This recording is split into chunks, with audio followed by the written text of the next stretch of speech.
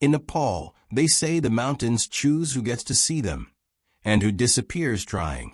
This is a country where strangers share their last bowl of rice with you, where 8 of the world's 10 tallest peaks guard secrets older than civilization itself, and where a single phrase, Kagarn, reveals everything about surviving the impossible.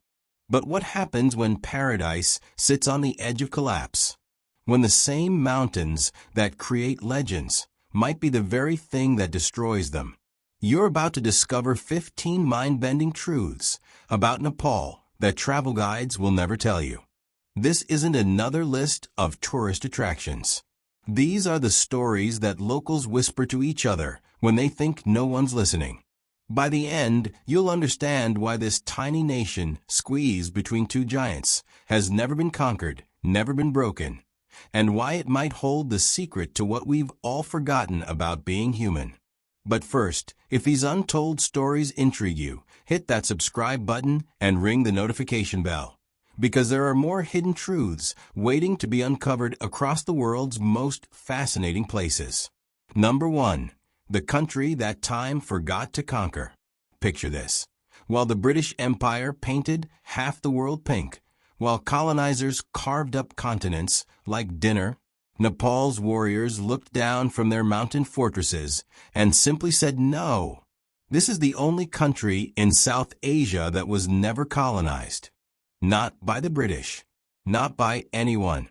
The Gurkha warriors were so feared that the British decided it was easier to recruit them than fight them. Even today, Gurkha soldiers serve in the British Army, but on Nepal's terms. Here's what's haunting.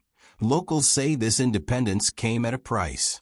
They preserve their culture so completely that some villages still live exactly as their ancestors did 500 years ago. But is preservation the same as being trapped in time? Tell me in the comments. Would you rather keep your traditions pure or embrace change to survive? Because Nepal faces this choice every single day. And speaking of impossible choices, wait until you hear about the phrase that defines how 30 million people face disaster. Number 2. 2 words that explain an entire nation. Kagarn. 2 simple words in Nepali. They translate to what to do. But here's what will break your heart and inspire you at the same time. After the devastating 2015 earthquake flattened ancient temples and killed 9,000 people, foreign journalists expected to find despair. Instead, they found people clearing rubble while saying Kagarn. Not with defeat, but with the strangest form of strength. This isn't giving up. It's a philosophy that says, acknowledge what you can't control, then pour everything into what you can. It's why temples that took 300 years to build are being reconstructed by hand, brick by brick, using the same techniques their ancestors used. Western culture teaches us to fight everything.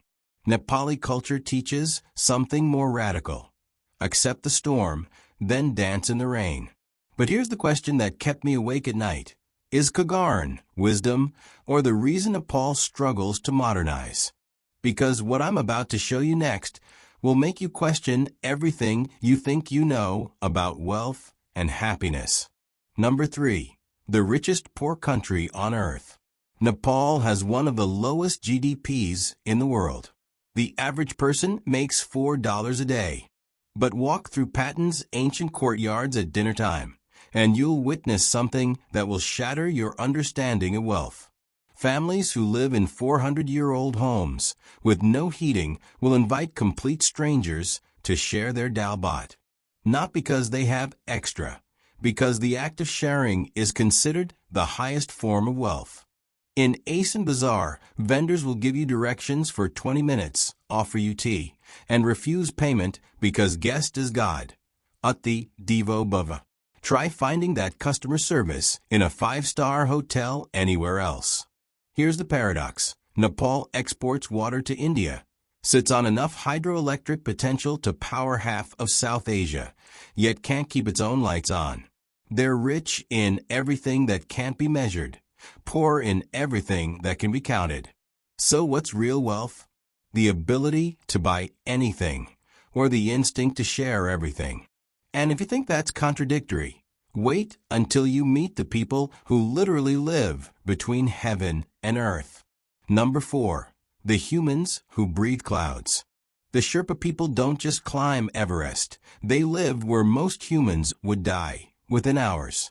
Villages like Namche Bazaar sit at 11,300 feet. That's higher than most mountains in Europe. This is their home. Their blood carries twice as much oxygen as yours. Their hearts beat slower. Evolution literally rewrote their DNA to survive where the air is so thin that helicopter rescues are impossible half the year. But here's what breaks the fairy tale. While Western climbers pay $50,000 to reach Everest's summit once, Sherpas make $2,000 per season, risking their lives to guide them.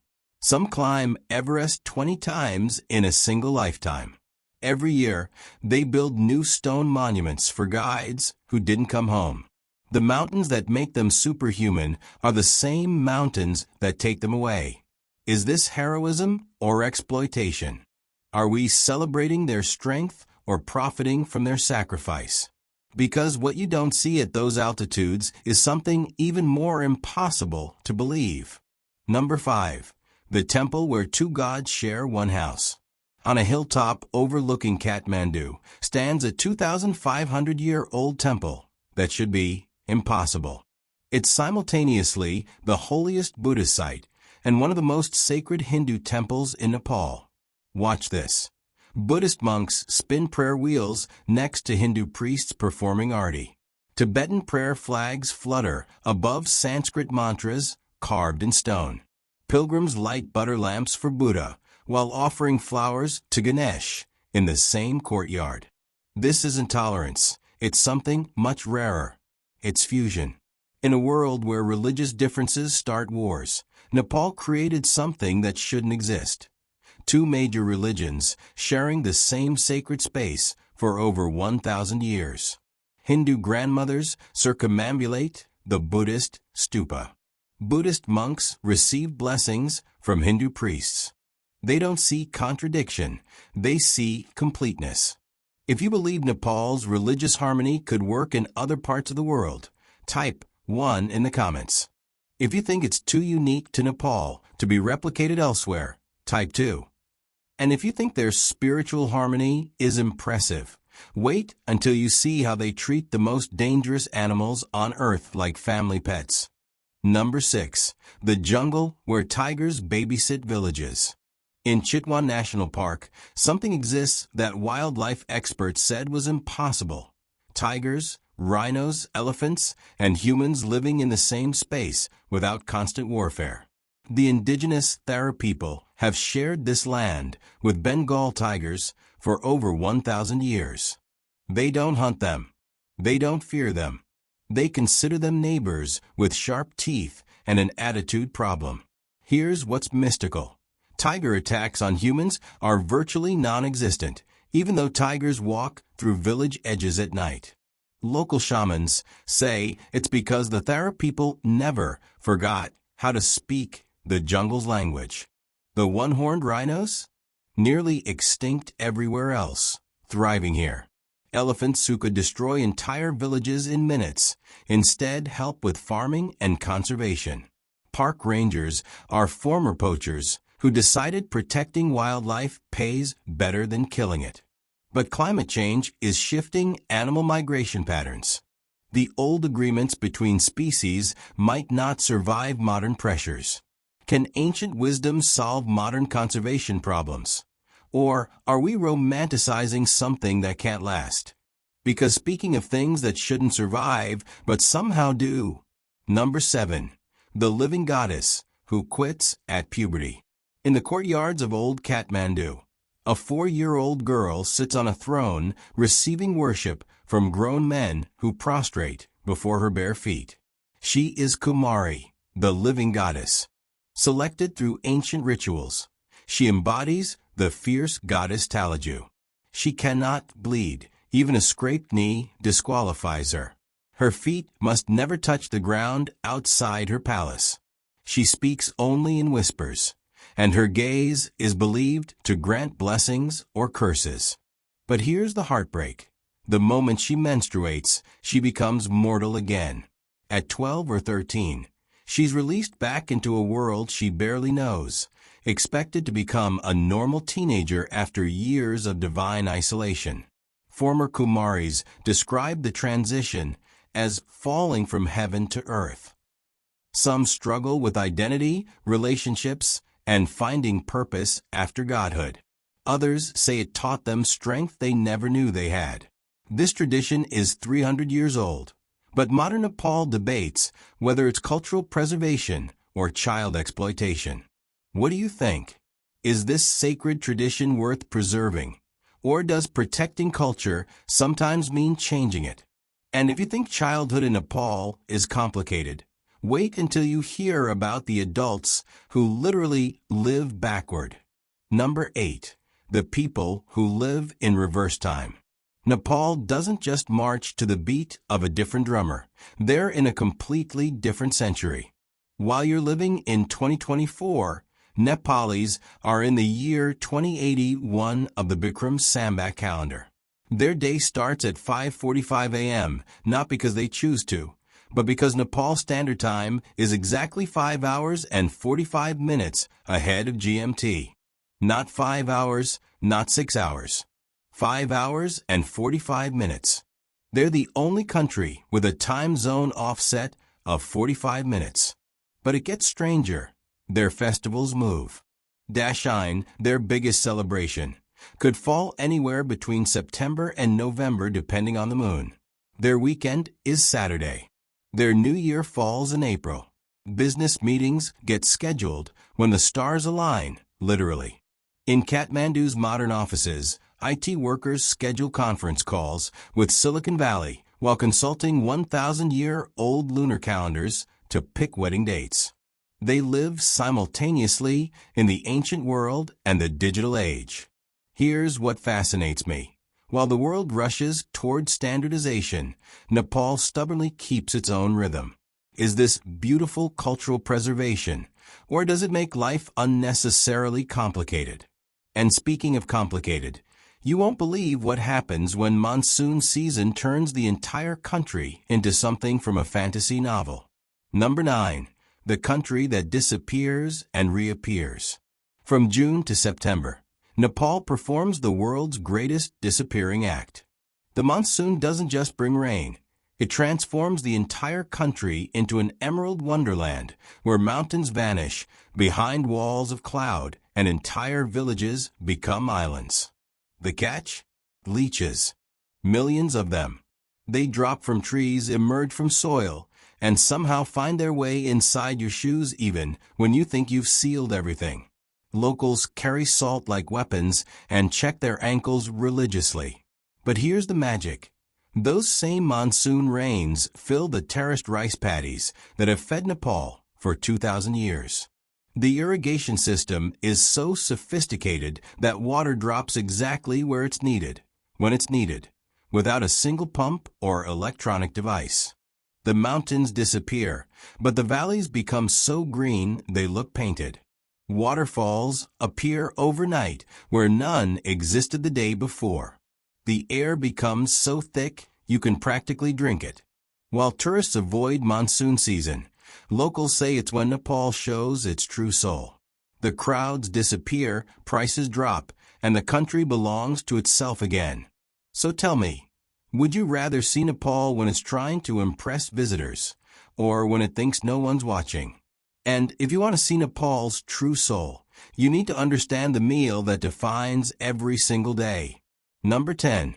The meal that decides who you really are. There's a saying in Nepal, Dal Bhat Power, 24-hour.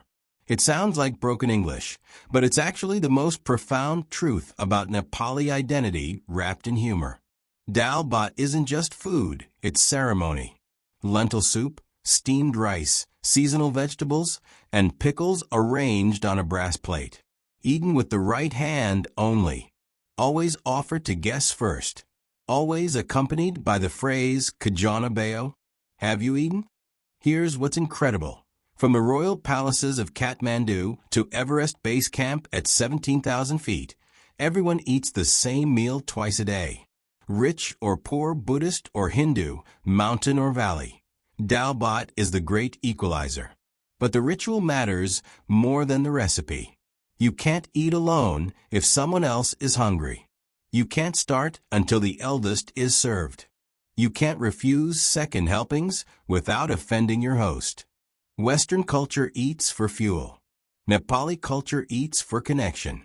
The meal isn't finished until everyone has shared stories, gossip, and opinions about everything from politics to the weather. When did we stop eating together? When did meals become something we rush through instead of savor? And if you think they take food seriously, wait until you see how they handle death. Number 11. Where death is a celebration and life is the mystery. On the banks of the sacred Bagmati River, something happens daily that will change how you think about mortality forever. At Pashupatinath Temple, death isn't hidden. It's celebrated in full view of everyone. Families bring their loved ones to the ghats, wrap them in bright orange shrouds, and perform cremation rituals that have remained unchanged for 3,000 years. Children watch. Tourists watch. Life doesn't stop for death. It flows around it. Wandering among the mourning families are sadhus, holy men who've given up all worldly possessions to prepare for death while they're still alive. They meditate beside cremation fires, their faces painted with ash from human remains. But here's what's profound. While Western culture treats death as failure, Nepali culture treats it as graduation. The same temple hosts weddings in the morning and funerals in the afternoon. Joy and sorrow share the same sacred space. Every evening they hold Arti, a ceremony of lights that attracts thousands. The same river that carries away the dead also carries prayers for the living. What would happen if we stopped hiding from death? If we saw it as part of the conversation instead of the end of it? And if you want to understand how Nepal sees life and death, you need to meet the people who live closest to both. Number 12. The children who grow up in thin air and thick tradition. In villages like Tengboche, children go to school at 12,000 feet. The playground is a yak pasture. The morning commute involves crossing suspension bridges over 1,000-foot drops. This isn't adventure tourism, it's childhood. By age 8, they speak 3 languages, their ethnic tongue, Nepali, and English for the tourists their families depend on. They can identify edible plants, predict weather changes, and navigate mountain trails in complete darkness. But here's the heartbreak. To get higher education, they must leave their mountains forever. Universities are in the valley. Jobs are in the cities. The choice is stark: embrace modernity or preserve tradition, but rarely both. Some become guides by 16, leading trekkers older than their parents through terrain that could kill experienced climbers. Others get scholarships to Kathmandu and never return, becoming doctors and engineers who've forgotten how to read cloud formations. Village elders worry that Wi-Fi signals are reaching places that didn't have roads until 5 years ago. Is connectivity liberation or the death of ancient wisdom? What breaks my heart? These children might be the last generation to grow up truly bilingual, fluent in both ancient traditions and modern survival. Because what's happening to Nepal's children is connected to something much bigger and more urgent. Number 13. The mountains are moving, and it's not good news. The Himalayas are growing 4 millimeters per year as tectonic plates collide. But they're also melting faster than they're growing. Glaciers that took 10,000 years to form are disappearing in a human lifetime. Local guides report that landmarks they've used for decades, rock formations, ice fields, river crossings, are simply gone. Villages that depended on glacial melt for water are finding wells dry by March instead of May. But here's the terrifying part. All that melting ice is creating massive glacial lakes held back by unstable rock and ice dams. When they break, not if, when the floods could wipe out everything downstream in minutes. Farmers say the seasons are drunk. Monsoons arrive late, leave early, or don't come at all. Crops that grew reliably for centuries are failing. Ancient agricultural calendars are becoming useless. Yet Nepal could become carbon negative if they harness their hydroelectric potential. They could export clean energy instead of exporting their young people to foreign countries for work. Is this adaptation or surrender? Are we watching human resilience at its finest, or the last generation to live in harmony with the mountains? Because everything I've shown you so far leads to one impossible question. Number 14. The country that exports its dreams. Every day, 1,500 Nepalis leave their country for work. Not for vacation. Not for adventure. For survival. Malaysia, the Gulf states, South Korea, anywhere that pays better than $4 a day. In some mountain villages, only children and grandparents remain. The entire working-age population is gone. Old women tend fields their sons once farmed. Children grow up with fathers they see once every 2 years. Those remittances, money sent back home, make up 25% of Nepal's entire economy. The country literally runs on the wages of people who can't live there anymore. But here's the paradox. Some return with enough money to start businesses, build schools, and create the very opportunities that didn't exist when they left. The exodus is slowly creating reasons to stay. In Kathmandu, a new generation is building tech companies, social enterprises, and tourism businesses. They're trying to prove you can have both economic opportunity and cultural connection. The question that haunts every Nepali family: do you chase opportunity and lose your roots, or stay home and lose your future? If you think they should prioritize economic opportunity over cultural preservation, type 1. If you believe cultural preservation is more important than economic growth, type 2. And this brings us to the final truth, the one that explains everything else. Number 15. The secret Nepal doesn't want tourists to know. Here's what the tourism brochures don't tell you. Nepal is suffocating under the weight of being everyone else's dream destination. The Everest Base Camp Trail has become a highway in the sky. What used to be a spiritual journey is now a traffic jam at 18,000 feet. Mount Everest has a garbage problem. Literally, decades of climbers have left behind oxygen tanks, tents, and human waste that will take centuries to decompose in the thin, cold air. They've turned the world's highest peak into the world's highest landfill. Villages designed for 50 people now host 500 trekkers per day during peak season. The infrastructure can't handle it. Water systems fail. Trails erode. The very thing people come to see is being destroyed by the act of seeing it. But some communities are fighting back. They're creating alternative routes, community-owned lodges, and strict visitor limits. They're proving that sustainable tourism isn't just possible. It's more profitable in the long run. The real Nepal isn't on the main trails anyway. It's in village homestays where families share their meals. In community forests, where locals protect wildlife better than any park ranger. In festivals that happen whether tourists show up or not. The irony is devastating. The people who've lived sustainably for centuries are being lectured about conservation by visitors who flew 8,000 miles to get there. So here's the final question. Does Nepal need to save itself from tourism, or can tourism save Nepal?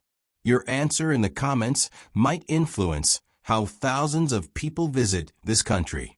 Because everything you've just learned points to one larger truth about what Nepal really is, a mirror reflecting what we used to be before we forgot how to be truly human. Here's what took me months in Nepal to understand. This isn't really a travel documentary about Nepal. It's a mirror. Every strange thing about Nepal, the acceptance of Kogarn, the sharing of meals with strangers, the religious harmony, the respect for death, the connection to nature. These aren't quirks. They're what we used to be before we forgot. We've built a world where we eat alone, live alone, die alone. Where different religions can't share the same street, let alone the same temple. Where we're so afraid of discomfort that we've forgotten how to be truly comfortable. Nepal is what happens when a culture prioritizes relationships over transactions, experiences over possessions, wisdom over information. It's not behind the times. It might be ahead of them. But here's the brutal truth. Climate change, globalization, and economic pressure are forcing Nepal to choose between survival and identity. The same forces that are destroying what makes it special are the only forces that might save it economically. The young Nepalis leaving for Malaysia aren't abandoning their culture. They're trying to save it. The communities limiting tourism aren't being anti-progress. They're being pro-future. Maybe the real question isn't whether Nepal can preserve its traditions. Maybe it's whether the rest of us can learn from them before it's too late. Because if a country squeezed between two superpowers can maintain its independence, if people living on $4 a day can teach us about wealth, if 125 ethnic groups can share one small nation in harmony, what's our excuse? What if Nepal isn't the one that needs to change? Remember how this began? The mountains choose who gets to see them. But maybe it's not about the mountains choosing us. Maybe it's about whether we're ready to see what they've been showing us all along. In a world obsessed with reaching the summit, Nepal teaches something more valuable. How to find peace at whatever altitude you're at. How to share what little you have. How to accept what you cannot change while changing what you can. Kogarn doesn't mean giving up. It means understanding that some things are bigger than our individual will to control them. And in that understanding, finding a different kind of strength. The temples will keep ringing their bells whether we listen or not. The mountains will keep standing whether we climb them or not. The people will keep sharing their meals whether we deserve it or not. Perhaps that's the real secret Nepal doesn't want tourists to know. They don't need us to validate their way of life. We need them to remember what ours used to feel like. If this journey left you questioning something about your own life, if it made you want to eat your next meal a little slower or share it with someone who might be hungry, then maybe Nepal's Real magic worked on you. Share this story with someone who needs to remember that there are still places where strangers become family over a bowl of dal bhat. Where the phrase guest is God isn't marketing, it's truth. And tell me in the comments, after everything you've seen, what's the one thing about Nepal that made you rethink something about your own life? Not just what surprised you, what changed you. If you want to keep exploring places where the journey matters more than the destination, where cultures teach instead of just entertain, subscribe. Because there are more stories like Nepal's waiting to be told. But first, that choice between preserving tradition and embracing change, the one every Nepali family faces, what would you choose and why? Your answer might be more important than you realize.